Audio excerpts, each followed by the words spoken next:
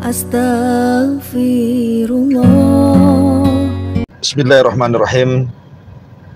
Assalamualaikum warahmatullahi wabarakatuh. Alhamdulillahi wassalatu wassalamu ala rasulillah wa ala alihi wa sahbihi wa mawalah wa la hawla wa la quwata illa billahi wa ba'du. Alhamdulillah, segala puja dan puji hanya milik Allah subhanahu wa ta'ala. Di sore hari ini di tengah-tengah perjalanan, mungkin ada sedikit faedah yang ingin saya sampaikan tentang pengetahuan sejarah, dan sejarah yang ingin saya sampaikan adalah tentang kisah tongkatnya Nabi Musa alaihi salatu wassalam.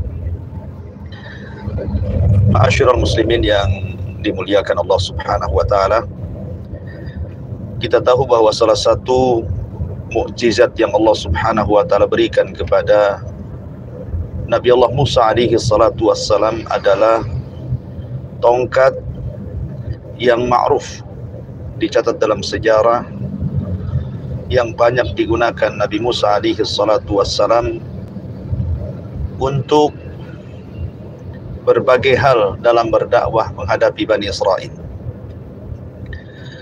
Maka pada sore hari ini kita akan mencoba mengkisahkan beberapa peristiwa yang berkaitan dengan tongkat Nabi Musa alaihi salatu wassalam. Ada yang mengatakan bahwa tongkat Nabi Musa alaihi salatu wassalam adalah berasal dari surga dibawa oleh Adam alaihi salatu wassalam. Tetapi tentu kisah ini perlu dalil karena ini adalah Israiliyat. Ada juga yang mengatakan bahwa tongkat itu diberikan oleh Syu'aib, mertua beliau, ketika Musa alaihi salatu wassalam pergi dari Mesir ke Madian karena menghindari, karena pernah membunuh manusia unsur kesengajaan. Maka Syu'aib memberikan tongkat tersebut. Tentu ini juga perlu dalil karena memang tidak ada keterangan dalam Al-Quran ataupun sunnah Nabi SAW. Ini hanya kisah dari kisah. Ada beberapa peristiwa yang berkenaan dengan tongkatnya Nabi Allah Musa SAW. Yang pertama, Allah subhanahu wa ta'ala berfirman tentang masalah tongkat Nabi Musa alaihi salatu wassalam, wa ma tilka biyaminika ya Musa. Allah subhanahu wa ta'ala mengatakan, apa yang kau pegang wahai Musa di tangan kananmu itu? Maka Musa mengatakan, hiya asaya atawakka'u alaiha wa akhushu biha ala ghanami. Kata Musa alaihi salatu wassalam, ini adalah tongkatku.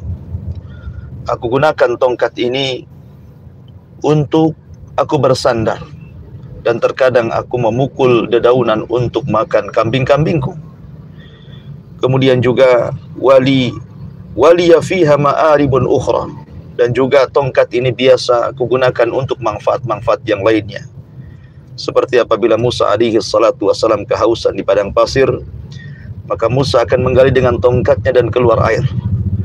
Ataupun ketika Musa alaihi salatu wassalam kepanasan, maka ia tancapkan tongkat itu, kemudian selendangnya digantungkan di atas tongkat itu, kemudian dibernaung di bawahnya. Dan banyak lagi manfaat tongkat yang dibawa Musa alaihi salatu wassalam. Ini yang pertama. Kemudian yang kedua, Allah subhanahu wa ta'ala mengatakan kepada Musa, alqiha ya Musa, fa'alqaha fa'idha hiya hayyatun tas'ah. Kemudian Allah mengatakan kepada Musa alaihi salatu wassalam, lemparkan tongkatmu wahai Musa, lemparkan tongkatmu wahai Musa. Maka tiba-tiba kemudian tongkat itu menjadi ular besar. Dan Allah subhanahu wa ta'ala mengatakan, khudha wa la takhaf, ambillah tongkat itu yang sudah menjadi ular dan kau jangan takut. Sanu'iduha siratahal ula, karena kelak peristiwa ini akan terulang kedua kalinya. Ini peristiwa yang kedua. Kemudian peristiwa yang ketiga, ketika Musa berhadapan dengan Fir'aun, kemudian Fir'aun mengajak duel Musa alaihi salatu wassalam dengan mengerahkan tukang-tukang sihirnya. Maka kemudian di waktu duha mereka berjumpa antara Musa dan ribuan tukang sihir Fir'aun. Maka ketika itu kemudian terjadi duel antara Musa dan tukang sihir. Maka tukang-tukang sihir itu melempar tali-tali mereka, tambang-tambang mereka sehingga menjadi ular-ular kecil, dan seolah-olah yukhayyalu annaha tas'a, seolah-olah dipergerak dan hendak menyerang Nabi Musa alaihi salatu wassalam. Maka kemudian Musa pun kemudian diperintahkan Allah an alqi asak fa idza hiya talqafu ma yafikun. Wahai Musa, lemparkan tongkatmu. Tiba-tiba kemudian tongkat itu menjadi ular besar dan memakan ular-ular jelmaan daripada tali dan tambang itu, sehingga habis dimakan ular Musa alaihi salatu wassalam. Akhirnya tukang-tukang sihir itu bertobat, kemudian sujud kepada Allah Azza wa Jal, akhirnya dibantai oleh Fir'aun. Kata Abdullah bin Abbas radhiyallahu anhuma, lihatlah tukang-tukang sihir itu. Di pagi hari mereka saharatun fajarah, dan di sore hari mereka syuhadaun bararah. Di pagi hari mereka tukang-tukang sihir yang jahat, tapi di sore hari mereka sudah menjadi syuhada, orang-orang baik, karena bertobat kepada Allah subhanahu wa ta'ala sebelum dibunuh oleh Fir'aun. Ini peristiwa yang ketiga. Kemudian peristiwa yang keempat, ketika Musa membawa Bani Israel dari Mesir ke Palestina. Kemudian di hadapannya ada laut yang sangat terbentang luas, sementara di belakangnya tentara Fir'aun sudah hendak mengepung mereka. Sampai-sampai Bani Israel mengatakan, "Inna lamudrakun," sungguh kita sudah diketahui oleh Fir'aun dan pasukannya. Mereka ketakutan karena di hadapan mereka lautan, di belakangnya pasukan yang sangat besar yang siap membantai mereka. Tapi Musa alaihi salatu wassalam menenangkan Bani Israel dan mengatakan, "Inna ma'iya rabbi sayahdin." Tenang, kebersamaan Allah subhanahu wa ta'ala akan berikan petunjuk jalan. Akhirnya Allah memerintahkan Musa alaihi salatu wassalam untuk memukulkan tongkatnya ke lautan. Maka ketika Allah subhanahu wa ta'ala merintahkan, "Anidrib bi'asakal bahra fanfalaqa fakana kullu firkin kattaudil azim."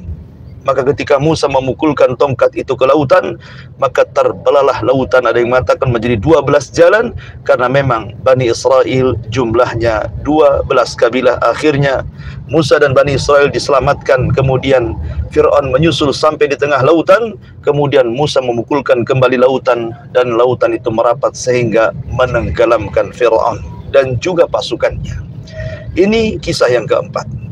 Kemudian kisah yang kelima, ketika Bani Israel sudah dibawa oleh Nabi Musa alaihi salatu wassalam dan sudah mendekati Palestina, namun tidak bisa masuk karena mereka tidak mau diajak berjihad oleh Musa alaihi salatu wassalam, sehingga mereka terdampar di negeri linglung atau disebut Arduteh.